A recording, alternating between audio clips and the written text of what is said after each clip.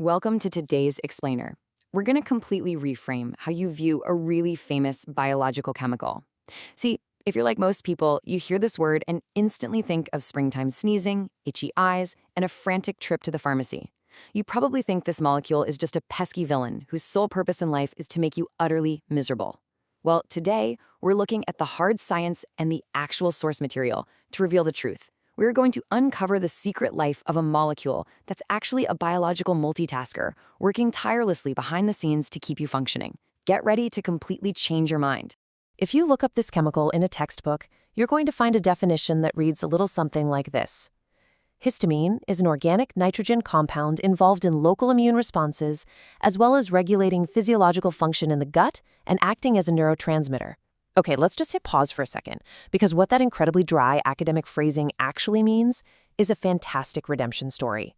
Hidden right there inside that dense scientific jargon is the tale of a chemical that does so much more than cause an itchy nose.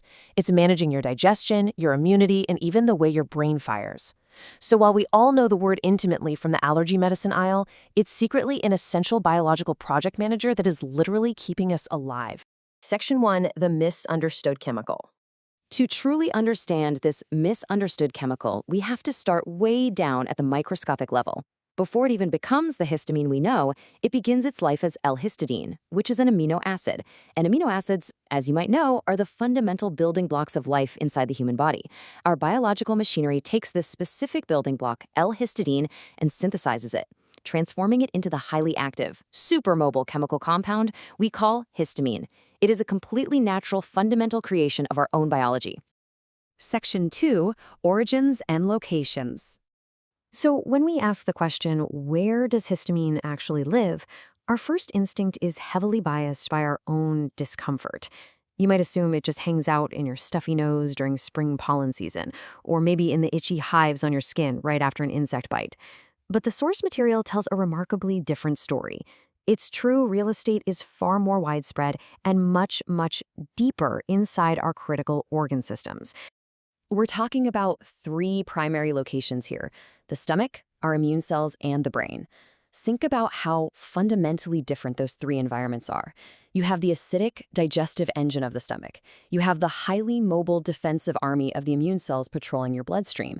And you have the incredibly complex electrical command center of the brain. Histamine acts as an unbelievably busy multitasker, rushing between these three very different organs to keep vital systems running smoothly. It isn't just loitering in your nasal passages. It's deeply embedded in the most critical systems keeping you alive. Section 3, a bodily multitasker. So what exactly is histamine doing while bouncing between the stomach, the immune system, and the brain? What are the actual tasks on its daily to-do list? Think about the sheer mechanical workload for a second. Histamine is actively involved in the cardiovascular and muscular systems, regulating your heart rate, your blood pressure, and helping control when your muscles contract.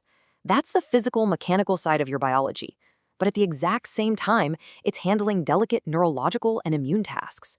It's modulating immune responses, literally telling your body when to fight a foreign invader, and it is actively supporting brain function as a neurotransmitter.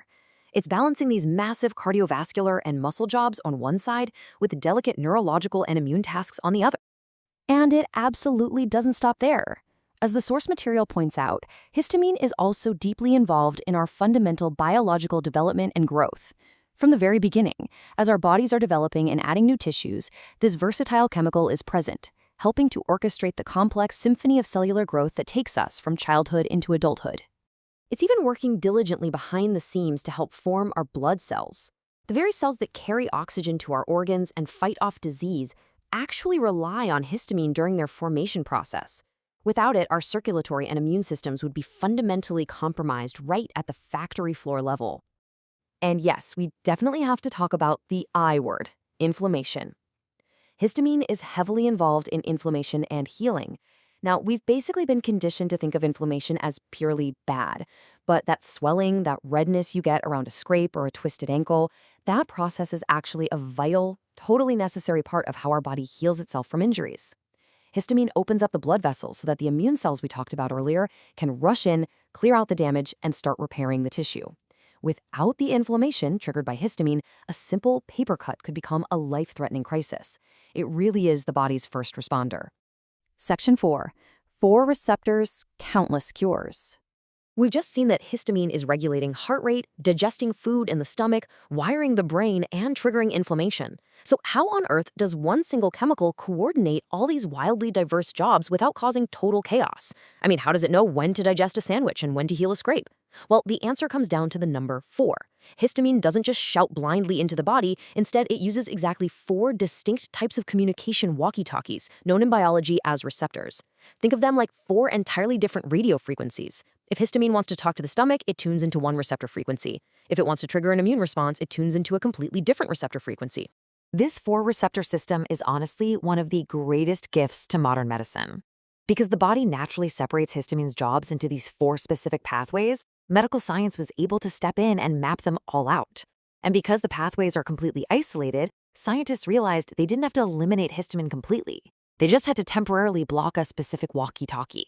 By decoding this precise 4-receptor system, scientists figured out how to artificially hack the communication pathways for our benefit. Which brings us to some absolute medical breakthroughs. Because we understand the different receptors, we can create medications specifically for treating allergies by blocking just the immune receptor, leaving the brain and heart completely alone. We can create entirely different treatments for acid reflux by blocking just the stomach receptor. The next time you pop an allergy pill to stop a sneeze or an antacid to settle your stomach after a really spicy meal, remember you are benefiting directly from scientists manipulating these specific, distinct histamine receptors. Which leaves us looking at this final, kind of striking question. It's tastefully ironic, isn't it? We spend millions upon millions of dollars at the pharmacy every single year buying antihistamines to block it, fight it, and shut it down.